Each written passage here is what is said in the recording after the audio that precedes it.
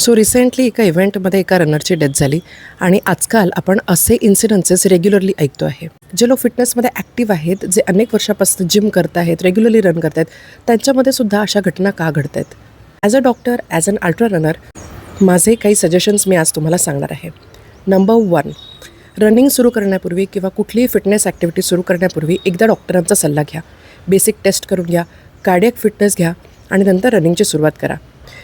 Even तुम्ही fitness ॲक्टिव्हिटीमध्ये असालही तुम्ही 100 kilometre करू शकता, 50 किलोमीटर करू शकता. इयरली चेकअप, इवन तुम्ही ॲक्टिव्हिटीमध्ये असाल, तुम्ही ॲक्टिव्ह असाल तरीही करणं आपल्याला आवश्यक आहे.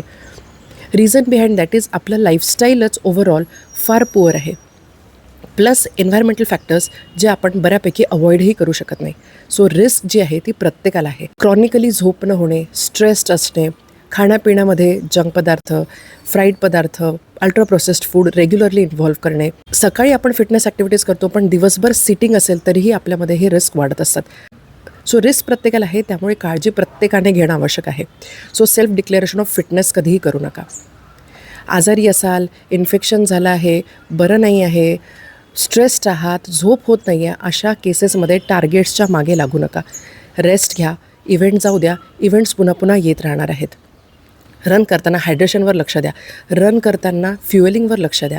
सिम्पटम्स येत असतील कुठल्याही पद्धतीचे, अनइझी वाटतं आहे, चक्कर येत आहे, गिडनेस आहे, छातीमध्ये दुखतं आहे, श्वास लागतो आहे, धाप लागतो आहे, अनयुज्युअली पाल्पिटेशन्स होत आहेत, स्टॉप करा.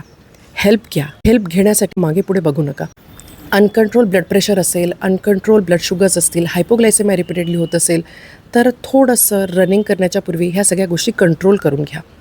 Access of caffeine, performance enhancing drugs, steroids वापरू नका. अल्कोहोल, स्मोकिंग प्लीज अवॉइड करा.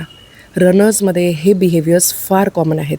सो रेग्युलर स्क्रीनिंग करा. आपलं लाईफस्टाईल इम्प्रूव्ह करा. ज्या ज्या गोष्टी आपण अवॉइड करू शकतो त्या अवॉइड करण्याचा प्रयत्न करा. अननेसेसरीली पुश करू नका. प्रत्येक इव्हेंटमध्ये PB आला पाहिजे, पोडियम मिळालं पाहिजे किंवा प्रत्येक इव्हेंटमध्ये आपण परफॉर्म बेस्टच केलं पाहिजे असे परफॉर्मन्स ओरिएंटेड रन थोडेसे कमी करा. That will give you fitness more than just stress on your body. So lifestyle आपली स्ट्रेसफुल आहेच, प्लस रनिंगचा ॲडेड स्ट्रेस ह्या आपल्या रिस्क्सना वाढवू शकतं. याचा अर्थ रनिंग करू नका असं नाही आहे, पण माझ्या रनिंग केल्याने एखाद्या आजाराची रिस्क आणखी वाढते का किंवा माझ्या जीवाला धोका होऊ शकतो का हा विचार नक्की करा. इव्हेंट्स दरवर्षी येणार आहेत, बॅक टू बॅक येणार आहेत, पण आरोग्य गेलं, आयुष्य गेलं तर ते पुन्हा येणार नाही. Stay fit, stay healthy and keep running. Thank you so much.